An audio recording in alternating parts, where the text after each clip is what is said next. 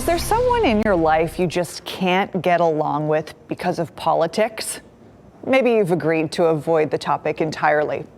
One UNC professor says it doesn't always have to be this way. He wrote a book about moral outrage.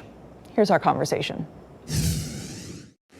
Joining me now is Kurt Gray. He's a professor of psychology and neuroscience at UNC Chapel Hill and author of the book Outraged: Why We Fight About Morality and Politics and How to Find Common Ground.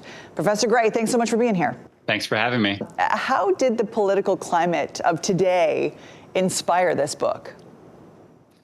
Well, we've been divided for some time and increasingly divided if you look at the trends. And so I started this book 4 years ago when there was lots of division, and there's still division today. And so this book was really inspired by a desire to understand why we fight and how to maybe fight less.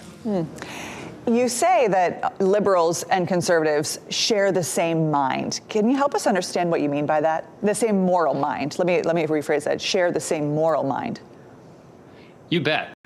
So even if liberals and conservatives vote for different policies, at the heart, we're still all concerned about protecting ourselves and our family and society from harm. And so we're all fixated on the question of how best to protect ourselves. And that's what underlies our strongest moral convictions. And when we fight, it's because we're focused on different victims, we're focused on different ways to prevent harm, and we're disagreeing about how best to protect ourselves and society.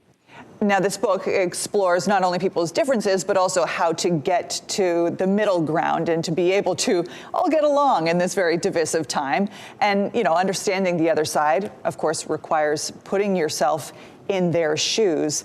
You say the question to ask yourself is, what harms does the other side see? So how do you see that answer to that question playing out on the left and the right in this political atmosphere that we are in right now?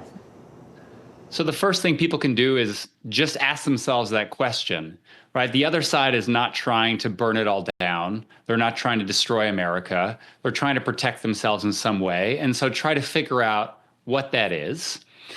And in our conversations, what you can do is you can ask for the stories that drive people's political convictions and tell your own stories. So my research shows that in conversations about morality, facts fall flat. And instead, what we really appreciate, what helps us understand, are stories about personal suffering. So you might be a gun owner because you used a gun to defend yourself once, to protect yourself. That goes a lot further in a conversation, saying that, than just parroting back some statistic. How do you teach this to kids? Because, they might come to you and say, what so-and-so said is wrong, but what so-and-so said they think is right. And so how do you navigate that with young minds? It's really hard. It's a great question. It's funny, right? Because we teach our children, right? This is the right thing to do. This is the wrong thing to do. But we also teach them to have respect for other people. We live in a pluralistic democracy where other viewpoints are crucial, where compromise is crucial. And so I think it's challenging, but it's possible, right? So you can say, we think that this is the right thing to do, and here's why. But we can also respect why others might take a different perspective, because here's what they're concerned about protecting. Here's what they're focused on. So you don't necessarily need to agree with other folks, but I think it is important to make your kids see them as fellow human beings who are also trying to do their best in the world. Yeah, well said.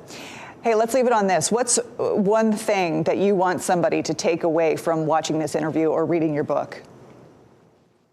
I think probably the most practical tip is if you're going into a conversation about morality and politics, if you're trying to win, then you've already lost.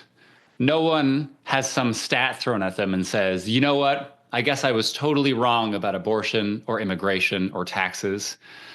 Instead of trying to win, have conversations to try to understand. And that's the best way we can all move forward as a country.